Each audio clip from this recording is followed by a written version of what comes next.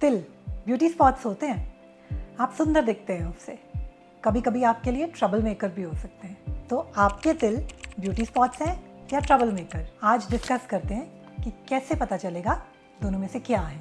हाय, मैं हूं doctor Preeti Pandya, senior consultant plastic surgery, Viva Aesthetic. आज हम ये डिस्कस करेंगे कि मोल्स ट्रबल मेकर कब हो जाते हैं और तब उनको कैसे मैनेज किया जाता है। मोल्स नॉर्मली एक ऐसी चीज़ है जो हर किसी में आपको नज़र आएगी, या पैदाइश से है या एज के साथ डेवलप होती है। नॉर्मल भाषा में हम इसको तिल बोलते हैं। मोल्स यानी कि तिल पिगमेंटरी सेल्स का कलेक्शन कहलाता है। जो भी हमारे स्किन की जो पिगमेंटेशन है, उनके जब सेल्स एक जगह पे इकट्ठे हो जाते हैं तो वो एक यूजुअल मोल की तरह प्रेजेंट करते हैं। कभी कभी उनका एबनॉर्मल कलेक्शन होता है, मतलब कि जहाँ पे जितना एक होना चाहिए उससे कई गुना ज़्यादा या एक अलग तरीके की ग्रोथ होती है जो उसको नॉर्मल की कैटेगरी से हटा के एबनॉर्मल में डाल देती है। तब वो मोल्स आपके लिए ट्रबलसम हो सकते हैं। मोल को एबनॉर्मल कब कहते हैं? जब ABCDE चेंजेस होते हैं तब मोल को आप एबनॉर्मल कह सकते हैं। तो क्या है ये चेंजेस? ए मतलब एसिमेट्री। एसिमेट्री मतलब आपका मोल आधी तरफ से कुछ और दिख रहा है और बाकी का आधा किसी और तरीके का दिख रहा है, एक यूनिफॉर्मिटी नहीं है उसमें, तो वो है asymmetry. B for border changes. पहले आपका मोल गोल था या थोड़ा सा वर्टिकल ओवल था, सिलेंड्रिकल था, अब आपके मोल के बॉर्डर में चेंजेस आने लगे हैं, उसके शेप में चेंजेस आने लगे हैं, इर्रेगुलर बॉर्डर होने लगा है, तो वो है आपका बी कैटेगराइजेशन। अब है सी, कलर चेंजेस। पहले आपका मोल ब्लैक था या लाइट ब्राउन था, अब वो ब्लूइश होने लगा है या ब्लैक एंड ब्राउन मिक्स हो गया है या कुछ कलर चेंजेस अब नॉर्मल आ रहे हैं, तो वो है आपका सी। अब है डी, डायमीटर।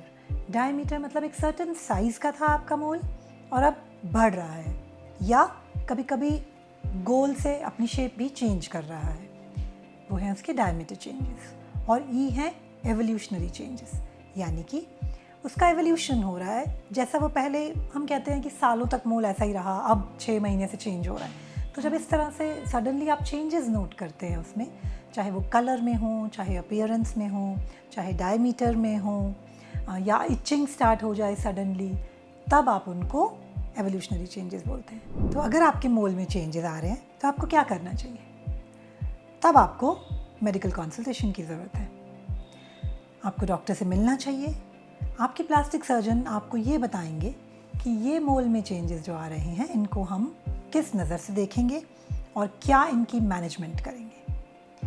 2 ऑप्शंस होते हैं। अगर वो मोल सिर्फ कॉस्मेटिक रीज़न से आपको अच्छा नहीं लग रहा है और हमको उसको रिमूव करना है, तो हम लेज़र से, रेडियो फ्रीक्वेंसी एब्लेशन से भी उसको रिमूव कर सकते हैं। ये एक हीट थेरेपी, लाइट थेरेपी होती है, जिससे जो लोअर मोस्ट एज है, जो लोअर मोस्ट मार्जिन है मोल का, वो बर्न होता है, वो डिस्टर्ब होता है।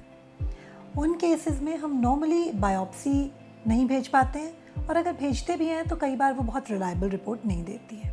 जब आप श्योर हैं कि ये मोल में चेंजेस आ रहे हैं जिनको थोड़ा सा देखने की ज़रूरत है, तो क्या करना चाहिए?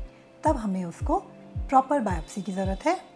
बायोप्सीज हमारे पास अगर बहुत छोटे लेजन्स हैं, 2-3 मिलीमीटर के हैं, तो हम पंच बायोप्सी से भी उसको क्लियर कर सकते हैं।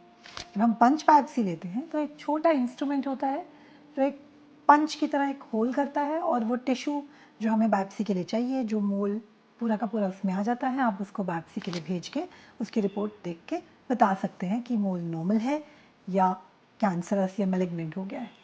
अगर हम मैलिग्नेंसी एक्सपेक्ट कर रहे हैं तो हम उसको एक्सिजन बायोप्सी लेके बायोप्सी सैंपल को भेजते हैं।